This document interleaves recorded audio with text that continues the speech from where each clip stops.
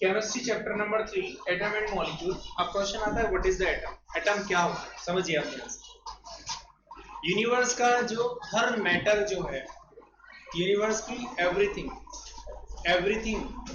Is made up by small particles, tiny particles, छोटे छोटे particle से बनी होती है, स्मॉलेस्ट पार्टिकल से बनी होती है।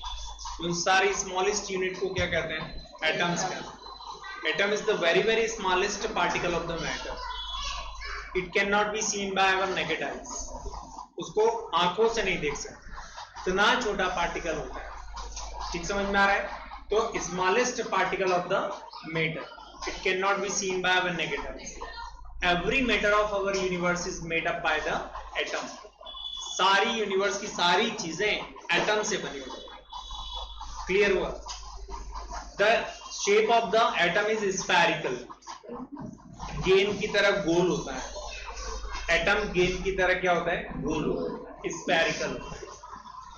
अब ये जो एटम है केमिकल रिएक्शन करते हैं। अब केमिकल रिएक्शन क्या होती है वही चीज अपन यहां पे समझने वाले हैं।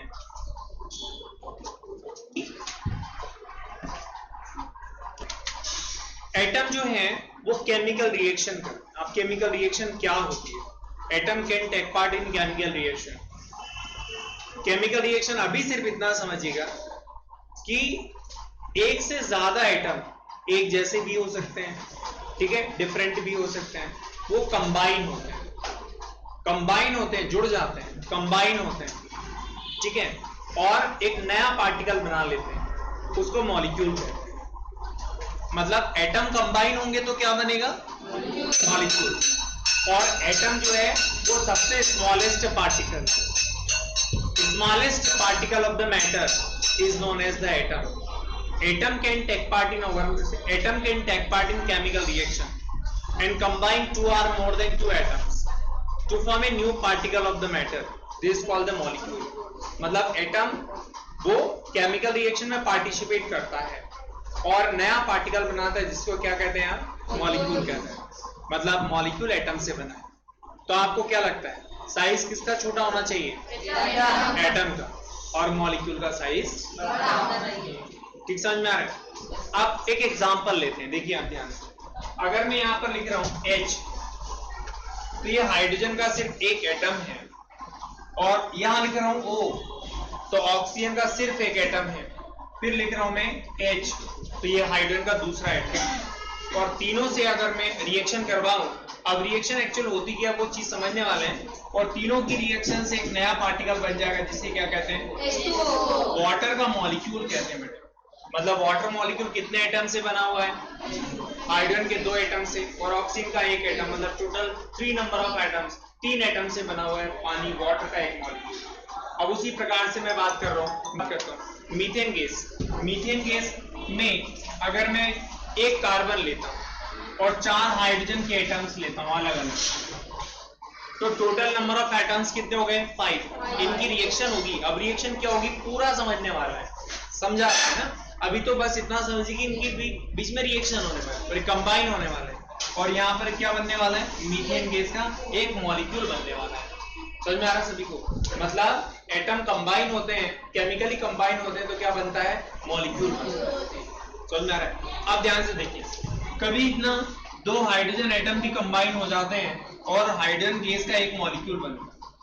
तो हाइड्रोजन गैस का मॉलिक्यूल ये होता है, ये हाइड्रोजन गैस के 2 एटम है और ये हाइड्रोजन गैस का एक मॉलिक्यूल है ये, ठीक है। इसको अच्छा, दूसरी बात, ऑक्सीजन के 2 एटम है, ये कंबाइन होंगे तो ऑक्सीजन गैस का क्या बनेगा? एक मॉलिक्यूल बनेगा। ये भी मॉलिक्यूल है, ये भी मॉलिक्यूल, ये भी मॉलिक्यूल, ये भी मॉलिक्यूल, एक जैसे एटम से बना हुआ है। ये होमो एटॉमिक मॉलिक्यूल कहते हैं। क्या कहते हैं बेटे? ये होमो एटॉमिक मॉलिक्यूल है। ये डिफरेंट एटम से बना हुआ है, ये हेट्रो एटॉमिक मॉलिक्यूल है, ठीक है। ये हेट्रो एटॉमिक मॉलिक्यूल है, ये भी डिफरेंट एटम से बना हुआ है, कार्बन हाइड्रोजन अलग अलग हैं, इसीलिए इसको हेट्रो एटॉमिक मॉलिक्यूल कहते हैं। जो सिमिलर एटम से बना है उसको मॉलिक्यूल को क्या कहते हो आप? जो डिफरेंट एटम से बना है उसे क्या कहते हो? हेट्रो एटॉमिक मॉलिक्यूल कहते हैं। Hetero different different. Heteroatomic molecule ये हैं, होमो एटॉमिक मॉलिक्यूल ये है। अगर एक ही एटम से बना हुआ कोई मॉलिक्यूल है, ठीक है, तो आप ध्यान से सुन लेना, ये सब एलिमेंट हैं। जिस एक ऐसा मैटर जिसमें एक जैसे एटम होते, पहले अपन पढ़ चुके हैं सारी चीज क्लासिफिकेशन ऑफ द मैटर में, ठीक समझ में आ रहा है? मैटर का पूरा क्लासिफिकेशन देखा था। ये सब एलिमेंट है, ये भी ऑक्सीजन भी एलिमेंट है क्योंकि एक सिमिलर एटम है यहाँ पे, ये भी एक एलिमेंट है, सिमिलर एटम है। सिल्वर भी क्या है बताओ आप? एलिमेंट है, एक जैसे एलिमेंट होते हैं, उसके एटम होते हैं, ठीक है। कॉपर सिल्वर भी एक एलिमेंट है। गोल्ड में क्या होता है बताएं? सिमिलर एटम होते हैं, गोल्ड के ही एटम होते हैं, तो गोल्ड भी क्या हो गया?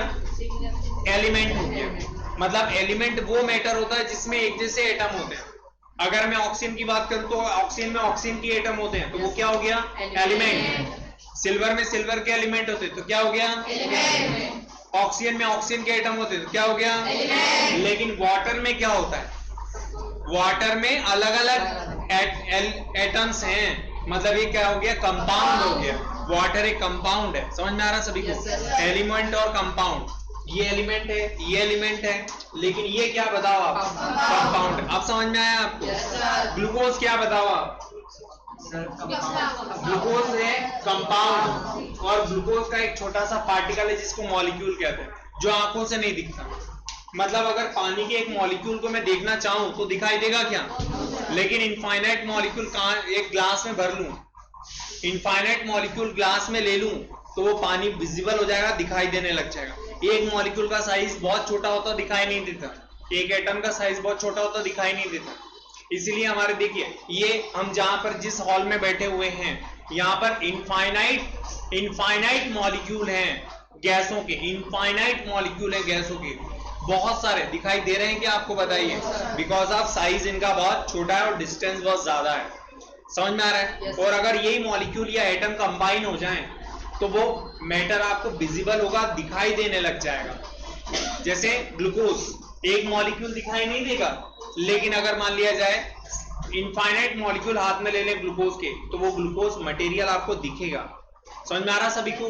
कोई दिक्कत तो नहीं आते?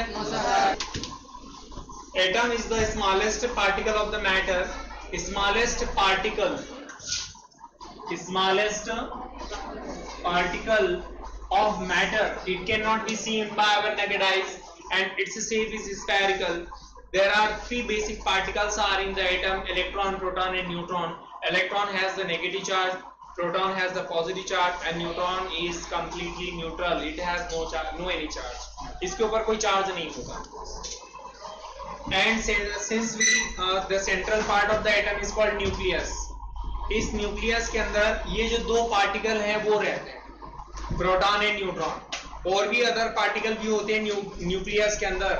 आगे आप जब स्टडी करेंगे, हायर एजुकेशन में जाओगे तो मालूम पड़ेगा कि इनके अलावा कुछ पार्टिकल्स होते हैं, ठीक है। अभी अपने पास इतना ही नॉलेज काफी है। ये तीन पार्टिकल बेसिक होते हैं, इलेक्ट्रॉन, प्रोटॉन, न्यूट्रॉन, जिसमें से इलेक्ट्रॉन, प्रोटॉन और न्यूट्रॉन कहाँ रहते हैं? न्यूक्लियस के अंदर। ठीक समझ में आ रहा है? ये देखिए, ये न्यूक्लियस के अंदर ये दो प्रकार के पार्टिकल्स हैं, न्यूट्रॉन, प्रोटॉन।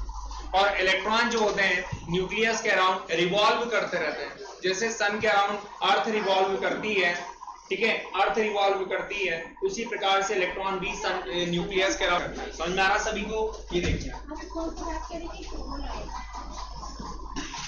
सेंट्रल पार्ट को एटम कहते हैं, सर्कुलर पाथ है न्यूक्लियस के चारों ओर, इन सर्कुलर पाथ को ऑर्बिट कहते हैं, या एनर्जी लेवल भी बोल सकते हो आप, या शेल भी बोल सकते हो आप, ठीक है। तीन नाम है, ये जो सर्कुलर पाथ आप देख रहे हैं इनके तीन नाम होते हैं बेटे, या तो आप ऑर्बिट बोलिए, या तो शेल बोलिएगा, या तो फिर एनर्जी लेवल बोलिएगा। ये तीन नाम है इनके। और शेल को काउंट करना न्यूक्लियस से स्टार्ट करते हो आप। यहां से देखिएगा, ये फर्स्ट नंबर की शेल है n इक्वल टू 1, ये दूसरे नंबर की शेल है n इक्वल टू 2, ठीक है। तीसरे नंबर के लिए शेल है n इक्वल टू 3, और ये चौथे नंबर की शेल है, इसके अलावा भी होती है। ये पहले नंबर की शेल का जो नाम है वो K शेल दिया जाता है, फिर L शेल, फिर M शेल और ये N शेल। ये देखिए आप, ठीक है।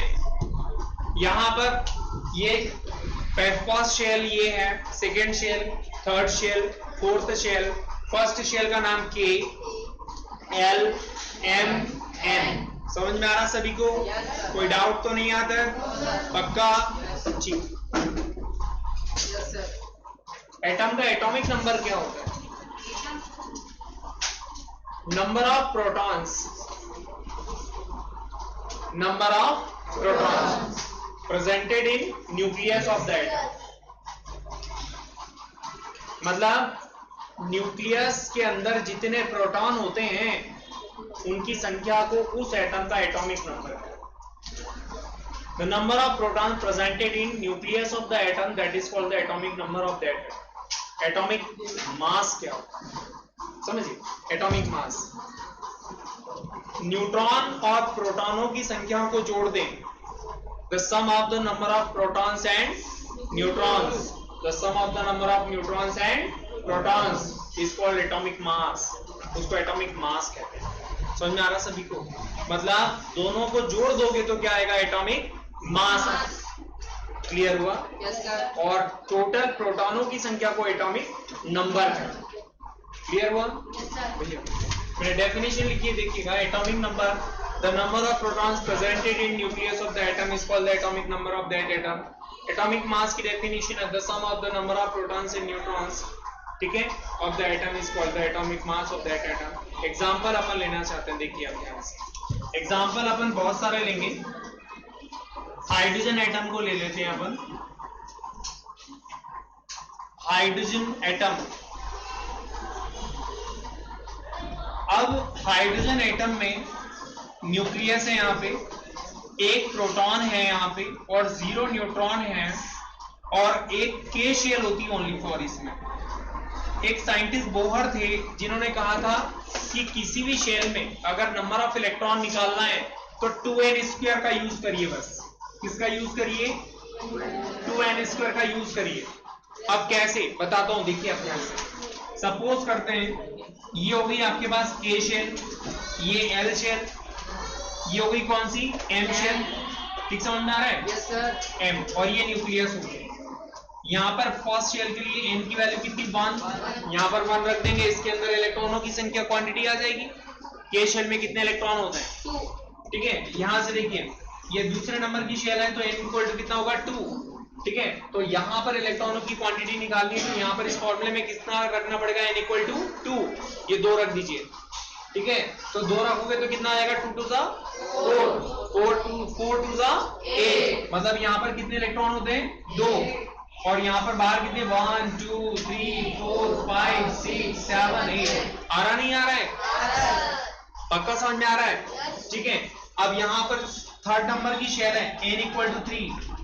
इसमें टोटल नंबर ऑफ इलेक्ट्रॉन निकालना, क्या करोगे? यहाँ 3, यहाँ 3 रखोगे। 3 का स्क्वायर कितना? 9। 9 2 18। तो 1 2 3 4 5 6 7 8 9 10 11 12 13 14 15 16 17 18। बेटे नहीं आ रहा समझ में?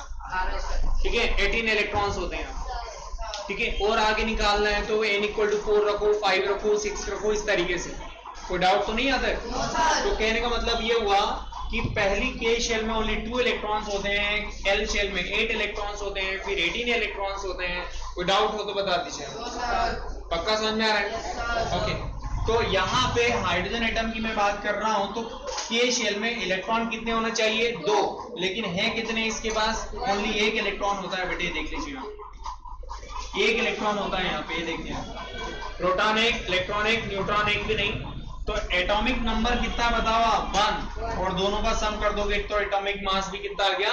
1। तो हाइड्रोजन का सिंबल ऐसा होता है, एटॉमिक नंबर उसको यहाँ लिखते हैं और इन जो एटॉमिक मास आता है उसको कहाँ लिखते हैं? ऊपर, यहाँ पे सिंबल के ऊपर। थोड़ा सा आया नहीं आया? अब हीलियम एटम की मैं बात करता हूँ। देखिए हीलियम एटम की मैं बात कर रहा हूं। हीलियम एटम में टोटल इलेक्ट्रॉन होते हैं बेटे। हीलियम एटम के अंदर 2 इलेक्ट्रॉन है, प्रोटॉन भी 2 होते हैं, न्यूट्रॉन भी कितने होते हैं बेटे? 2। तो अब हीलियम एटम कैसे बनेगा वो देख लीजिए। न्यूक्लियस, ये के शेल, कितने इलेक्ट्रॉन है बेटे? 2। और अंदर जो है ये इलेक्ट्रॉन हो गए 2। 2 इलेक्ट्रॉन हो गए यहाँ पे। प्रोटॉन कितने हुए बताइए? 2। न्यूट्रॉन कितने हुए? 2। एटॉमिक नंबर कितना? एटॉमिक नंबर 2 और एटॉमिक मास कितना हो गया? 4। समझ में आ रहा है बेटी? तो हीलियम का सिंबल क्या होता है बताइए? He। एटॉमिक नंबर कितना हो गया यहाँ पे? 2 और एटॉमिक मास कितना? 4। इसे कहते हैं 2He4। 2He4। और अपन एग्जांपल है कुछ और देखते हैं। देखिए मैं लिथियम की मैं बात करता हूं, लिथियम एटम की मैं बात कर रहा हूं। लिथियम एटम में टोटल नंबर ऑफ इलेक्ट्रॉन 3 होते हैं, प्रोटॉन भी 3 होते हैं और न्यूट्रॉन कितने होते हैं बताएं आपको? 4 होते हैं। एक न्यूट्रॉन ज्यादा होता है प्रोटॉनों से, एक न्यूट्रॉन ज्यादा होता है। अब यहां पे देखें, यहां पर 2 शेल होंगी, यहाँ के शेल और एल शेल। के शेल में टोटल इलेक्ट्रॉन कितने होते हैं? ओनली 2। अरे बेटे के शेल में 2 इलेक्ट्रॉन होते हैं, तो के शेल में मात्र कितने इलेक्ट्रॉन देने हैं आपको? 2। और बाकी के कितने इलेक्ट्रॉन बचे यहाँ पे? 1। तो 1 यहाँ पे आ जाएगा बेटे, नहीं आई समझना। लेकिन बाहर वाली शेल में कितने होने चाहिए? 8 होना चाहिए। मतलब इसका अभी ऑक्टेट पूरा नहीं है, ऑक्टेट पूरा नहीं हुआ। ठीक है, 1 इलेक्ट्रॉन है, ऑक्टेट पूरा करने के लिए कितने चाहिए इसको? 7 इलेक्ट्रॉन चाहिए। अच्छा एक बात बताएं, यहाँ पर के शेल में कितने इलेक्ट्रॉन है यहाँ पे बताएं? 2 होने चाहिए। लेकिन हाइड्रोजन के पास कितने इलेक्ट्रॉन है? मतलब उसका डुप्लेट पूरा नहीं है, डुप्लेट पूरा नहीं है। अभी एक डुप्लेट पूरा करने के लिए कितने इलेक्ट्रॉन चाहिए? 1 इलेक्ट्रॉन चाहिए। यहाँ पे डुप्लेट मतलब 2 इलेक्ट्रॉन लाने के लिए 1 इलेक्ट्रॉन चाहिए। यहाँ पर एल शेल में कितने इलेक्ट्रॉन होने चाहिए? 8 है। कितने यहाँ पे? मतलब ऑक्टेट पूरा नहीं है। समझ में आ रहा है बेटे?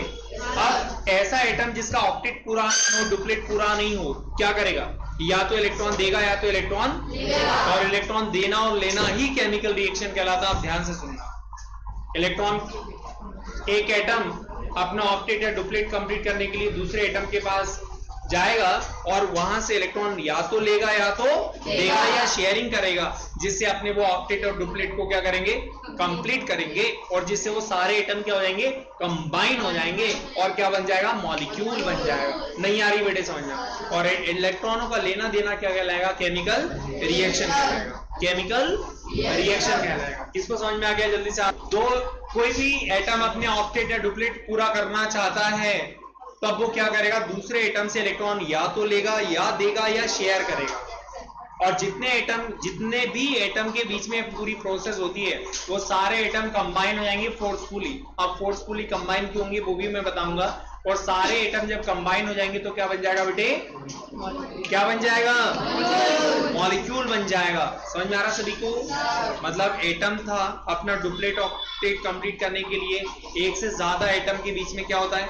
इलेक्ट्रॉनों का लेना देना होता है। या डोनेट करेगा या एक्सेप्ट करेगा या शेयरिंग करेगा। और अपने ऑक्टेट डुप्लेट को कंप्लीट करने के लिए 2 या 2 से अधिक एटम क्या हो जाएंगे? कंबाइन। और उसके बाद वो कंबाइंड पार्टिकल क्या कहलाएगा? मॉलिक्यूल। मतलब मॉलिक्यूल किससे बना होता है? और एटम से बना होता है। तो क्यों बनता है? Chemical reaction. तो केमिकल रिएक्शन क्या होती है? अपने ऑक्टेट डुप्लेट को पूरा करने के लिए इलेक्ट्रॉनों का लेना देना, शेयरिंग करना, इसको केमिकल रिएक्शन करना बोलते हैं। समझ में आ रहा सभी को? कोई दिक्कत तो नहीं? ठीक है। अब एक बात बताइए यहाँ पर, अब कोई एटम जो है ऑक्टेट डुप्लेट पूरा करने के लिए इलेक्ट्रॉन की शेयरिंग कब करेगा या डोनेट कब करेगा या एक्सेप्ट करेगा, ये भी अभी अपन जानने वाले हैं। क्लियर हुआ? डुप्लेट ऑक्टेट कंप्लीट करने के लिए इलेक्ट्रॉन का ट्रांसफॉर्मेशन कब होगा? इलेक्ट्रॉन लेंगे कब, देंगे कब, शेयरिंग कब करेंगे, मॉलिक्यूल कैसा बनेगा, यही चीज सारी अपने को पढ़ना है एटम एंड मॉलिक्यूल चैप्टर में। आ रही नहीं आ रही? एक चीज ध्यान से सुना, अगर कोई पूछे आपसे बैलेंस शेल किसे कहते हैं, तो जो valence shell, outermost shell को बैलेंस शेल कहते हैं, सबसे आखिरी वाली शेल को बैलेंस शेल कहते हैं। इसमें बैलेंस शेल कौन सी है? के, एक ही शेल। इसमें बैलेंस शेल कौन सी है? ये वाली। इसमें बैलेंस शेल कौन सी है? आउटर मोस्ट शेल को बैलेंस शेल कहते हैं। The outermost shell of the atom is called the valence shell. The outermost shell of the outermost shell of the atom is called valence. Outermost shell of the atom is called valence. और balance electron किसे कहते हैं? Balance shell में जितने electrons होंगे उनको balance electron कहते हैं। आउटर मोस्ट शेल को क्या कहते हो? जोर से बोलिए। बैलेंस इलेक्ट्रॉन किसे कहते हैं?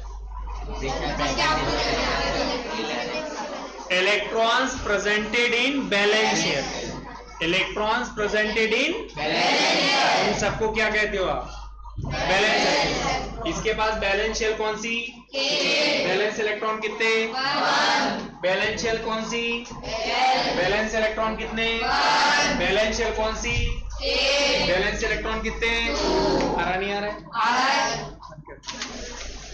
बैलेंस शेल की डेफिनेशन लिखी है मैंने, देखिए the outermost shell of the atom is called the valence shell. Valence electron किससे कहते हैं? जो बैलेंस शेल में जो इलेक्ट्रॉन होंगे, आउटर मोस्ट शेल मतलब बाहर वाली शेल को बैलेंस शेल कहते हैं, उसमें जो इलेक्ट्रॉन होंगे उनको बैलेंस इलेक्ट्रॉन कहते हैं। ठीक है, एक एटम है, उसकी जो भी आउटर मोस्ट शेल होगी, बाहर वाली शेल होगी, इसको क्या कहते हैं आप?